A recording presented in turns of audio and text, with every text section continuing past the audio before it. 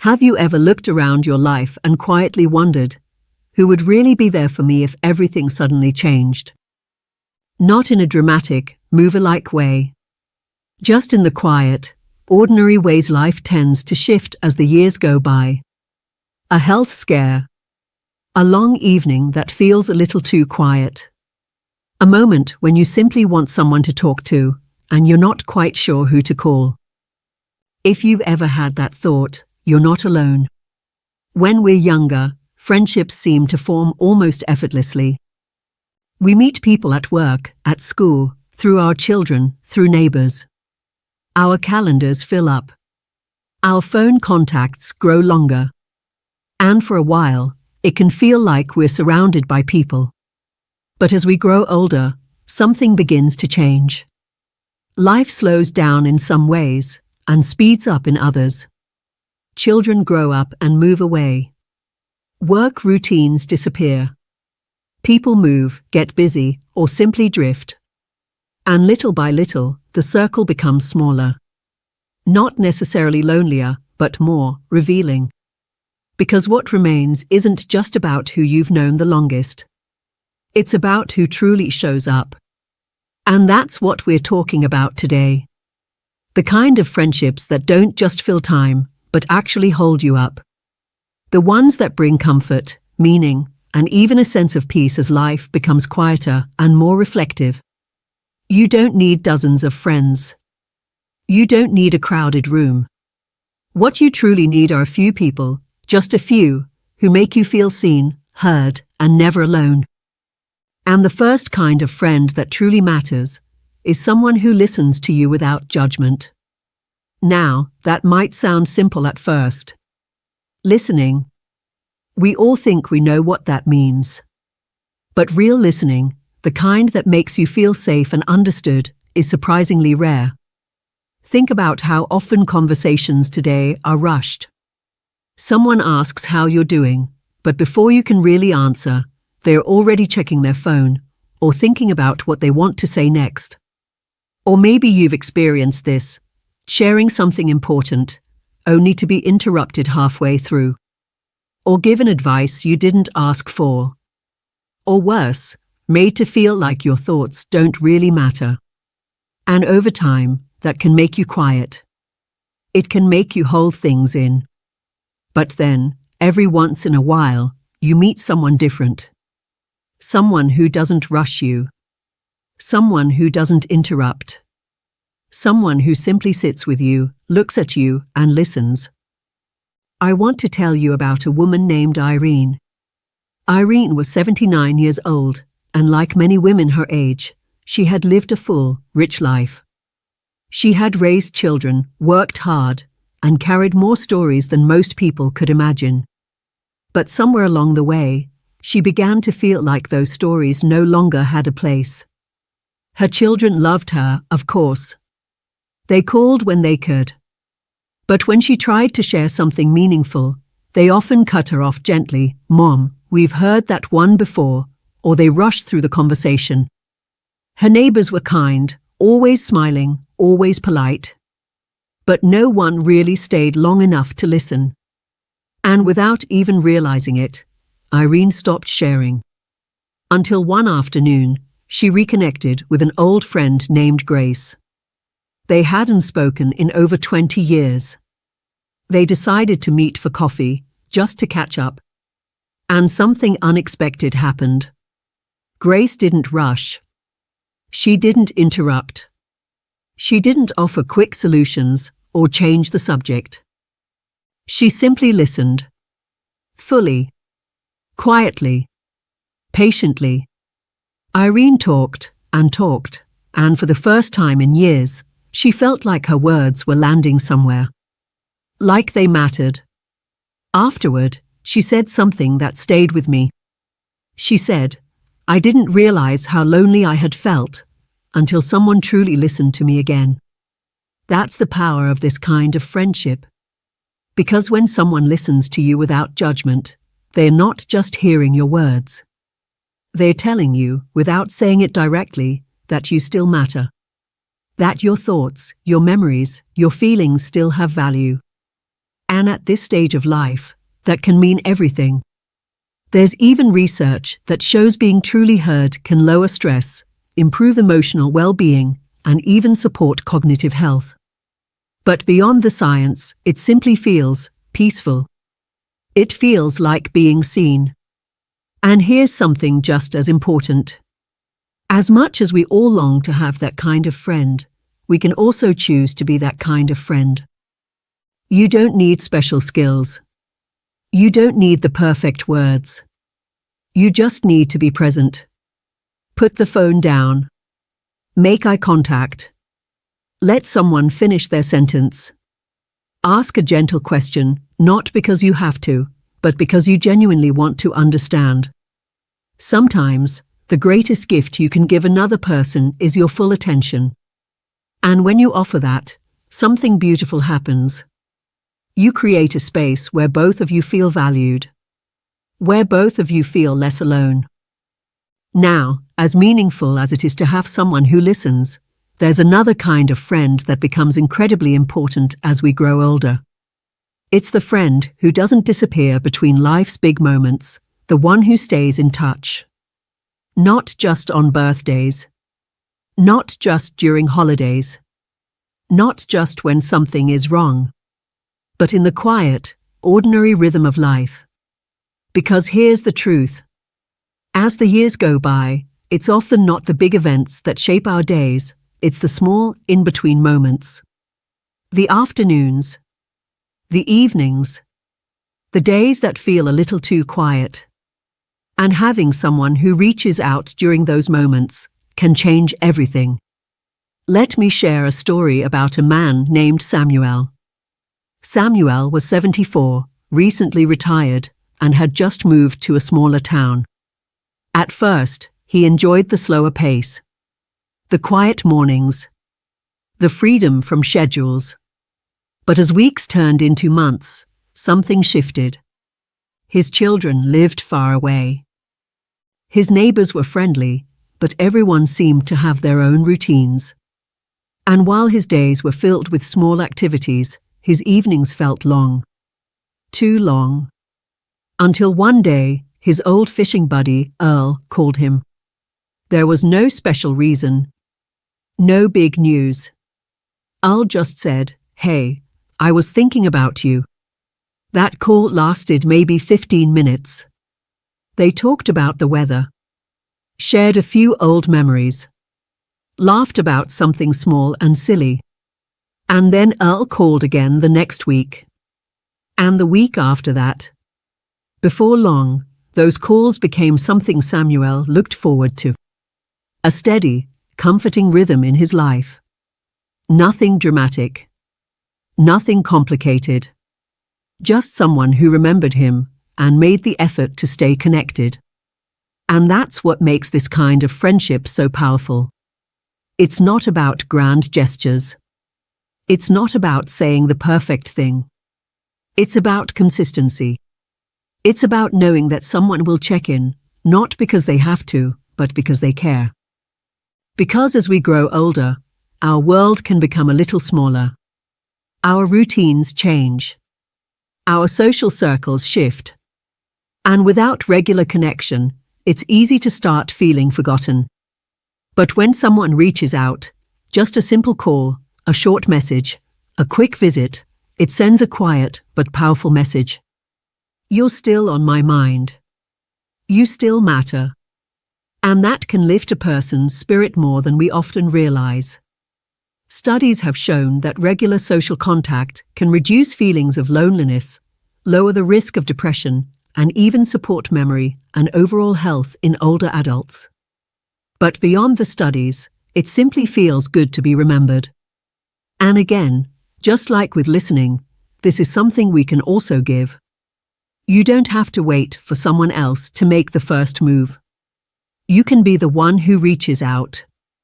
Pick one day a week. Call a friend. Send a message. Keep it simple. You don't need a reason. Just say, "I was thinking about you." Because sometimes the smallest gesture can mean the most. And as we continue, there's another kind of friendship that brings a different kind of richness into our lives, one that goes beyond conversation and into something deeper, because at a certain point in life, we begin to realize that it's not just about having someone to talk to, it's about having someone who truly understands the way we see the world. You may have noticed this yourself. You can sit with one person for an hour and leave feeling a little drained, like you were just passing time. And then you can sit with someone else, maybe for the same amount of time, and walk away feeling lighter, clearer, even more like yourself. That difference often comes down to something deeper than shared history or shared hobbies. It comes down to shared values. And that brings us to another kind of friend who becomes incredibly meaningful as we grow older, the friend who shares your values and grows with you. Now, when we talk about shared values, we're not talking about agreeing on everything. That's not realistic, and honestly, it wouldn't be very interesting. What we're talking about is something more subtle, more grounding. It's about caring about similar things. It's about having a similar sense of what matters in life. Kindness, honesty, faith, family, curiosity, personal growth, a desire to keep learning, even now. Because here's something that often surprises people. Growing older doesn't mean you stop growing. You may not be building a career the way you once did. You may not be raising children anymore. But internally, you're still evolving. You're still reflecting. You're still asking questions about life, about meaning, about what truly matters. And when you have a friend who is on that same kind of journey, something beautiful happens. Your conversations go deeper. You don't just talk about what happened during the day, you talk about what it meant. You don't just share stories, you explore ideas. You don't just pass time, you expand each other. Let me tell you about Margaret. Margaret was 82 years old, a retired teacher who had always loved learning. She spent her days reading, thinking, and occasionally attending community events. She knew many people. She could easily chat with neighbors, exchange pleasantries at the grocery store, or sit in a group and follow the conversation. But something was missing. Most of those interactions stayed on the surface. Until one day, she joined a small book discussion group at her local library. That's where she met Helen. At first, it seemed like a simple connection. They both enjoyed reading. They both liked thoughtful conversation. But over time, something deeper began to form. They didn't always agree on the books they read. In fact, sometimes they had completely different interpretations. But instead of pulling them apart, those differences sparked meaningful conversations. They challenged each other gently. They listened to each other's perspectives. They asked questions, not to prove a point, but to understand. And Margaret began to notice something. After spending time with Helen, she didn't feel tired, she felt energized. She felt like her mind was still active. Her thoughts still mattered. Her curiosity was still alive. That's the gift of a friendship built on shared values. It doesn't just comfort you, it nourishes you. It reminds you that you are still growing, still becoming, still discovering new parts of yourself. And this kind of connection doesn't require a lifetime of history. That's something many people misunderstand. We often think that the strongest friendships are the ones we've had the longest. And while that can certainly be true, it's not always the case. Sometimes, the most meaningful connections come later in life, when you meet someone and realize, almost instantly, she sees the world the way I do. There's a sense of alignment, a sense of ease, a sense that you don't have to explain yourself quite as much. And that kind of connection can be incredibly fulfilling. There's also research that supports this. Studies in aging and psychology have found that older adults who maintain friendships based on shared values and mutual respect often report higher life satisfaction. They feel more fulfilled, not just because they have someone to spend time with, but because they feel understood. And feeling understood is one of the deepest human needs we have. Now, just like before, this isn't only about finding that kind of friend. It's also about being that kind of friend. Being willing to listen to different perspectives. Being open to growth. Being curious, even now. You don't have to have all the answers. You don't have to be perfect. You just have to care about the things that truly matter and be willing to share that part of yourself with someone else. And when you do, you create a space where both of you can continue to grow together.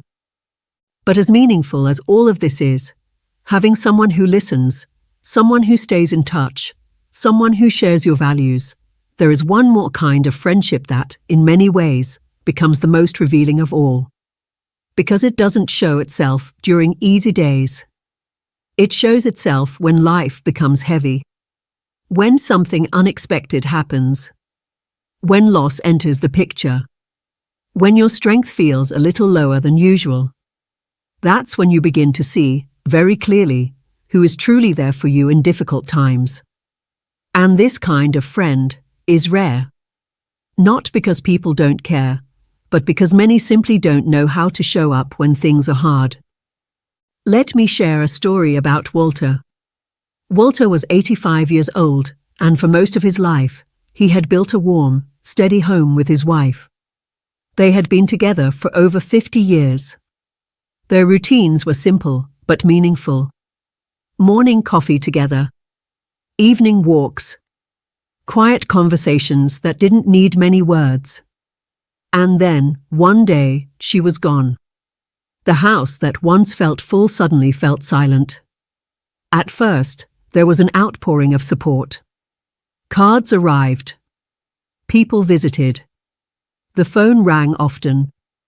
And for a moment, it seemed like Walter was surrounded. But as days turned into weeks, something began to change. The visits became less frequent. The calls slowed down. Not because people didn't care, but because life moved on and many didn't know what to say anymore. Except for one person. A friend named Ray. Ray didn't call to ask, "Do you need anything?" He didn't wait for an invitation. He simply showed up. He brought coffee. He sat down. And he stayed. Sometimes they talked. Sometimes they didn't. Sometimes Walter shared memories. Sometimes they just sat in silence. But Ray didn't try to fix anything. He didn't rush the grief. He didn't fill the space with empty words. He just stayed. And that made all the difference. Because when life becomes difficult, what we need most is not advice. It's presence. It's knowing that someone is willing to sit beside us in the discomfort, in the sadness, in the uncertainty, and not turn away. And when you have a friend like that, you begin to understand something very important. It's not about how often someone shows up. It's about how deeply they show up, because in those moments, when everything feels uncertain or heavy, what matters most isn't the number of people in your life. It's the depth of even one person who chooses to stay. You start to see it clearly. There are friends who are wonderful at celebrations. They show up with smiles, laughter, and stories. They make the good times feel even brighter. And those friendships have their place, they truly do. But when life becomes quiet, or painful, or confusing, that's when a different kind of friendship reveals itself. It's the friend who doesn't disappear when things get uncomfortable. The one who doesn't say, "Call me if you need anything," and then fade away. The one who comes over, sits down, and simply says, "I'm here." That kind of presence can't be replaced. Because difficult seasons are part of growing older. There's no way around that. There are losses we never imagined. Changes we didn't ask for. Days when our bodies feel different. Nights when our thoughts feel heavier. And in those moments, you don't need a crowd. You need someone who will sit with you in a hospital waiting room, who will check that you made it home safely, who will bring a warm meal without expecting anything in return. Someone who understands that sometimes the most loving thing you can do is not to speak, but to stay. There's something deeply human about that kind of connection. Studies in aging psychology have shown that having even one supportive person during difficult times can significantly reduce the risk of long-term loneliness and depression. But beyond any study, you can feel it in your heart. It's the difference between going through something alone and going through it with someone beside you. And that doesn't mean they have all the answers. In fact, they usually don't. They don't fix the problem. They don't take away the pain.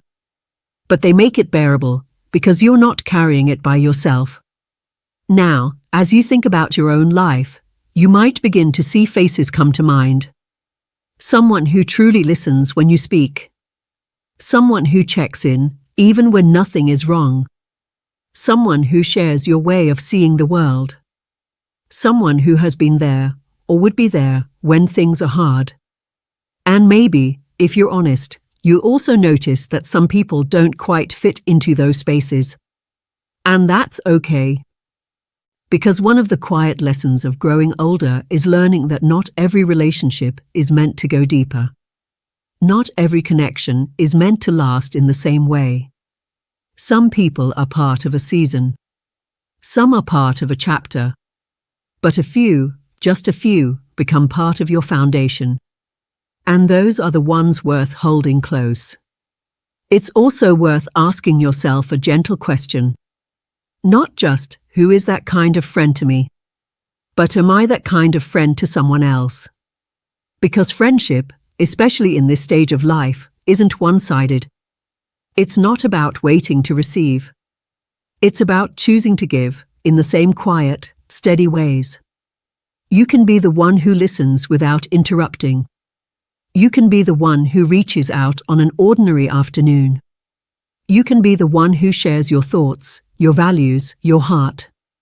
You can be the one who shows up when it's not easy. And when you do that, something remarkable happens.